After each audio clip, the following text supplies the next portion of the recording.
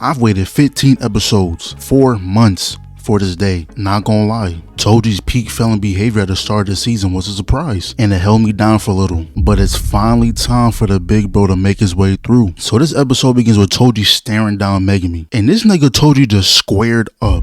Even Megumi knew that shit wasn't fair. So Megumi went from being ready to box to being ready to skedaddle. He was not taking that risk. Even when he was covered by a smoke screen of rabbits, Toji damn near took his head off. So Megumi ran into a building, but Toji's out here moving like Batman. Megumi threw the dukes up and was like, "Alright then, nigga, come on, let's box." But he didn't know that Toji goes out his way just to be disrespectful. He blocked all of that with one arm and backhanded that nigga. The rabbit saw that and was like, "Oh nah, I gotta slide for my mans." But Toji grabbed it by his ears, and his other rabbit must have just played Spider-Man 2 and proceeded to mollywop every rabbit. Megumi came for the sweep kick, but Toji said easy reads. Blocked both hits, grabbed the other hand, and almost gave that nigga a concussion. But this is the first time I ever seen a rabbit have hands, even though that it didn't do a single thing. The rabbits had enough of their set getting disrespected, and you don't gotta be a human to participate in JJK jumpings. But too bad for them, they weren't familiar with his game. He threw his weapon in the air, stomped on the ground, and he must be Barry Allen. Everything was in slow motion, and all he had to do was point. All them rabbits got put into a pack, and then he caught his weapon just to finish the clip. So Megumi is back on a run, and I honestly feel bad now. Toji kicked him hard as shit into that truck. He bounced back into his two-piece, and Toji was trying to get a guaranteed kill with forcefully sending Truck Kun at bro. And that's when Toji looked at the ground and remembered he was a fan of Captain America. Not only was he chucking sewer caps at Megumi, this nigga picked up Truck Kun and threw that too. And mid-jump, Toji nearly hit him with a 200 to the head. And then we see these two right here talking, and the principal was like, "Didn't you quit smoking?" But she said it's only because she recalled something back in the school days. Yeah, that's cause she's feeling the presence of the nigga who smoked on Gojo and Ghetto's pack in the same day. So Toji walked in the room, but all of a sudden the sprinklers went off, and look at his face.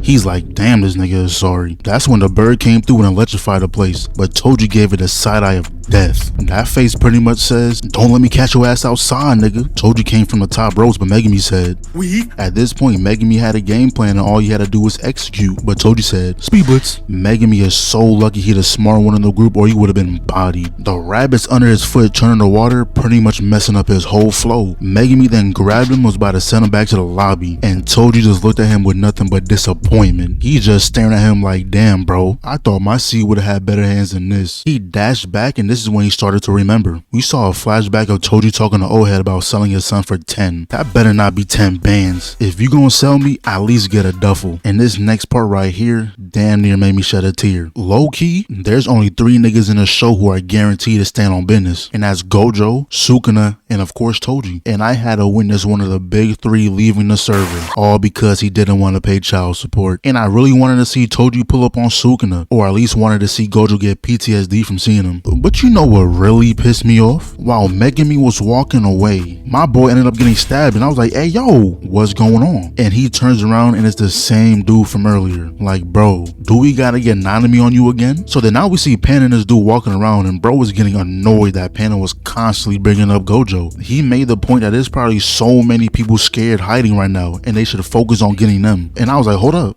Bro was spitting. But right after we found out bro was just rap capping, it was all an excuse, cause he knew exactly where Gojo was, but he just didn't want to get bodied. And after hearing that, I was like, bro, it's facts! It's facts! It's not facts, these facts are not facts. What I look like trying to box niggas like Mahito and Kenjaku? I'm only here cause I don't want to work a 9 to 5 just for a nigga like Jogo to pull up and eviscerate everyone in an establishment all over a slight inconvenience. But almost instantly after, they got confronted by these 2 people right here, and they pretty much said they don't want to box nobody, but if you fuck around, they will fry your shit. Homeboy right here was like, "Y'all niggas don't got main villain drip, so this is gonna be free eats." Both parties were getting ready to squabble, but all of a sudden the power went out, something randomly combusted, and all you heard was someone laughing.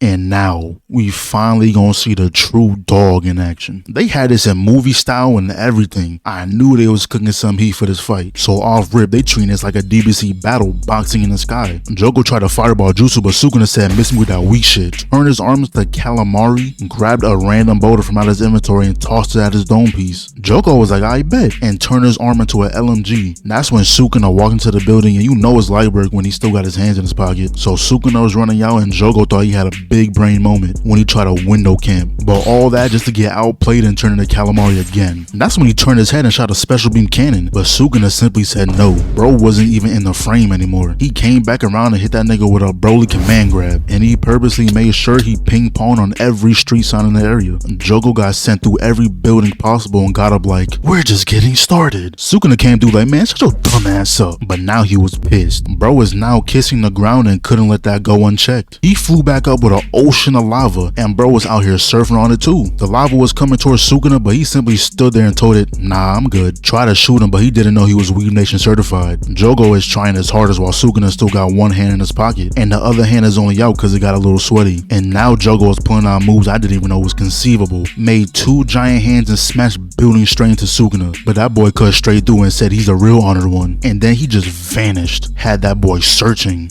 Oh nah, this nigga is dead. He smashed him through a building and this nigga was dribbling Jogo like a basketball, but his combo was still active. Came from the top ropes, palmed his face and dragged him down the entire building. They lucky the city was evacuated or this would have been another episode of Invincible. Then Sukuna was like, oh, the moon is so bright tonight, makes it easier to see how sore you are. Then picks him up, had this grown man's feet dangling and was like, come on. Try a little harder, little bro. This right here is when Jogo truly had enough of this disrespect. That entire building blew up and this nigga Jogo must have a Renegon cause bro was using planetary devastation. My fault, bro. I didn't know you had this in your duffel. Panda and bro was like, oh nah, this is above our pay grade and was trying to dip. Sukuna pulled up just to fuck with him. Told everyone they cannot move until he says so. And look at Panda.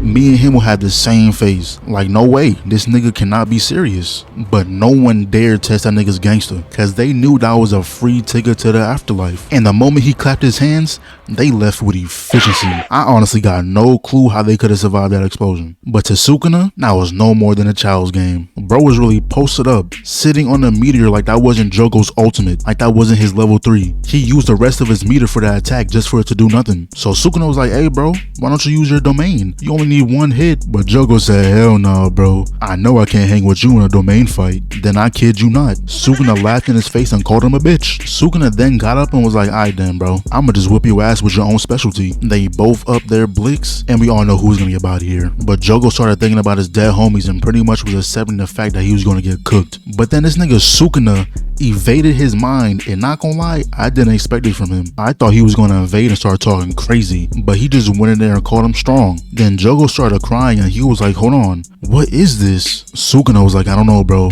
but it kinda looks bitch made. Then we go back to the real world and Jogo was cooked frame 1. We were only in his memories because he was dead the moment they squared up. Then this random girl pulled up and I'm surprised Sukuna had any type of relationships in her life with the way he be acting. But he looked happy to see her. Nah, but this had to be the best episode all season. We gotta see Toji and Sukuna. I don't know how y'all feel about Yuji, but I can honestly care less. They made the side characters way too cool for me to care about the main character. The moment Yuji gains control again, it's gonna be a sad day for me. Cause that means we're gonna have to wait like 3 weeks just to see Sukuna again. Well, JJK troopers, a whole nother week.